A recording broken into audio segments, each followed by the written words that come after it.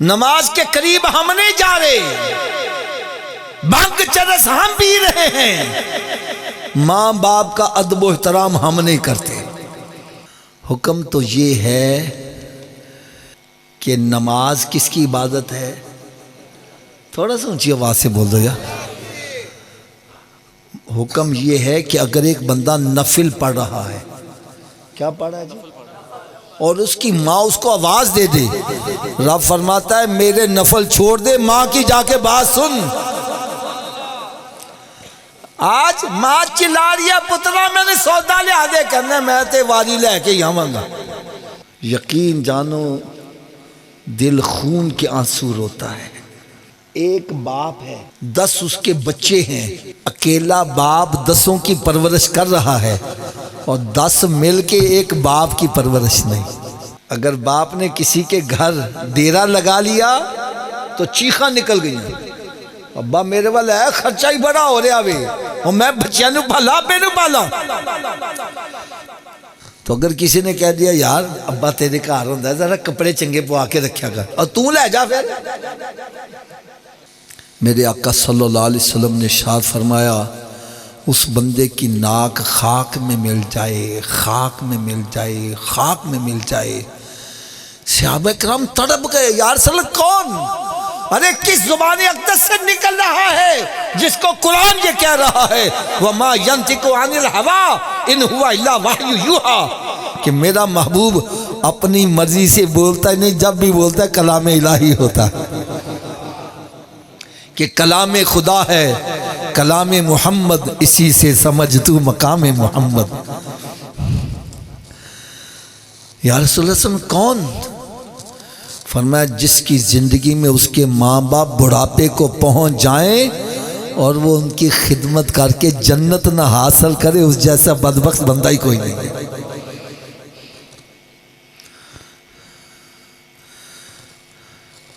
یار ایک میں آپ کو مثال دوں، حضرت صاحب جب یہاں گاؤں میں آئے، میں مثال دے رہا ہوں، تو ان کے پاس پیسے بھی تھے اور جگہ بھی بڑی سستی مل رہی تھی۔ لوگوں نے آگے حضرت جی لے لو، اور لے لو، اور پیسے نہیں بات دے دینا، لے لو۔ انہوں نے کہا چھوڑو جی کیا لے کے کرنی ہے، یہاں کیا کریں گے، نہیں لی۔ اب وہی جگہ لاکھوں روپے مرلے ہو گئی۔ اب یہ کہتے ہیں اوے حافظ صاحب میرے ہاتھ گولڈن چانس آیا اور میں نے اویل نہیں کیا، اگر میں نے جگہ خریدی ہوتی آج میں بھی کروڑ پتی بن جاتا۔ اس سے کیا پتا چلا؟ گولڈن چانس بندے کے ہاتھ روز روز، اونچی بولو، روز روز۔ اب سنو، جس کی زندگی میں والدین بڑھاپے کو پہنچ جائیں، اولاد کے لیے گولڈن چانس ہے، خدمت کرے سیدھا جنت میں چلا جائے۔ ماں باپ کی خدمت کرنے سے بندے کو کیا ملتا ہے یہ پوچھنا حضرت موسیٰ علیہ السلام سے پوچھو۔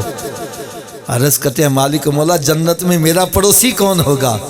فرمایا فلاں بازار میں ایک کسائی ہے، وہ تیرا پڑوسی ہوگا۔ بڑا رشک آیا، ایک اللہ کے نبی کا پڑوسی، رسول کا پڑوسی، پتہ نہیں تقویٰ پرہیزگاری کے کتنے بلند مقام پر پہنچا ہوگا۔ دیکھنا چاہیے۔ صبح صبح دکان پہ چلے گئے، سارا دن بیٹھے رہے، کوئی چنگا کام نہیں کیا۔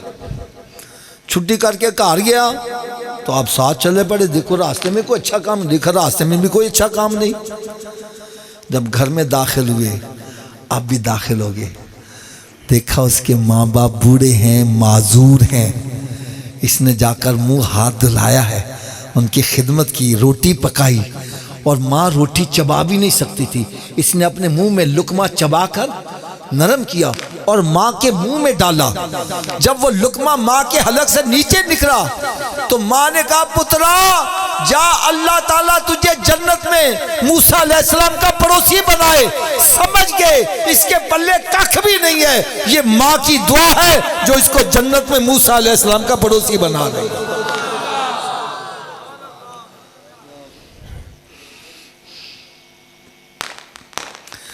آج ہم ماں باپ سے دعائیں لینے کی بجائے بددعائیں لے رہے ہیں۔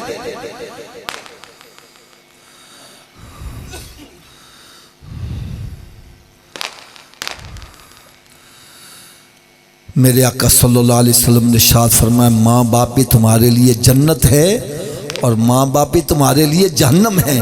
یہ راضی ہو گئے تو رب راضی تو جنت ہے، اور یہ ناراض ہو گئے رب ناراض تو جہنم ہے.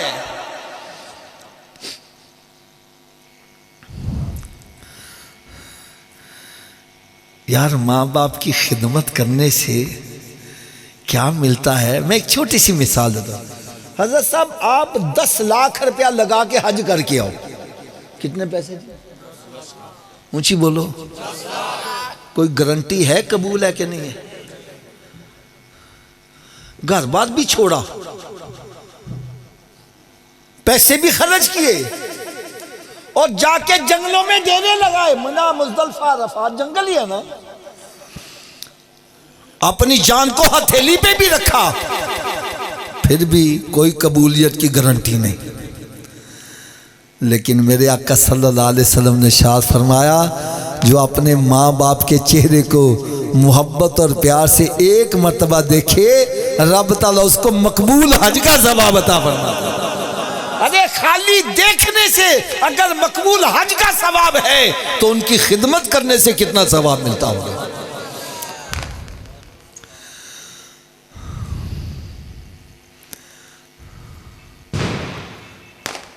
اب میں آپ سے ایک سوال کروں گا. جو میں نے حدیثیں بیان کی مفہوم حدیثوں کا ہے، اگر تو یہ غلط ہے تو میری اصلاح کر دو، اور اگر یہ صحیح ہے تو میں ہاتھ باندھ کر ایک بات کہوں گا. جن کے ماں باپ ناراض ہیں آج ہی جا کر ان کے قدم پکڑ کے رونا شروع کر دو. ماں باپ سے تکرار نہ کرو. ابا تو انج کیتا ہے، انج نہیں انج کرنا سی.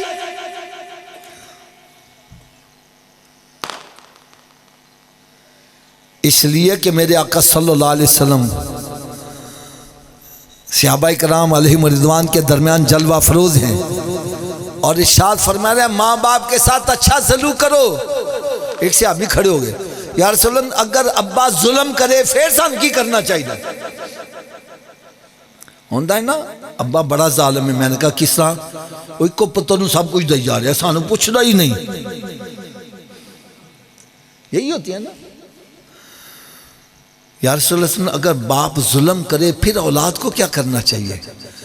میرے آقا صلی اللہ علیہ وسلم کا جواب سنو. فرمایا تیرا باپ ظلم کرے پھر بھی تیرا باپ ہے، تجھے اچھا سلوک ہی کرنا ہے.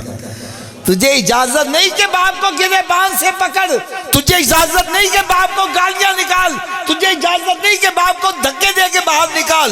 تیرا باپ ظلم بھی کرے پھر بھی تیرا باپ ہے، تجھے اس کے ساتھ اچھا سلوک ہی کرنا ہے.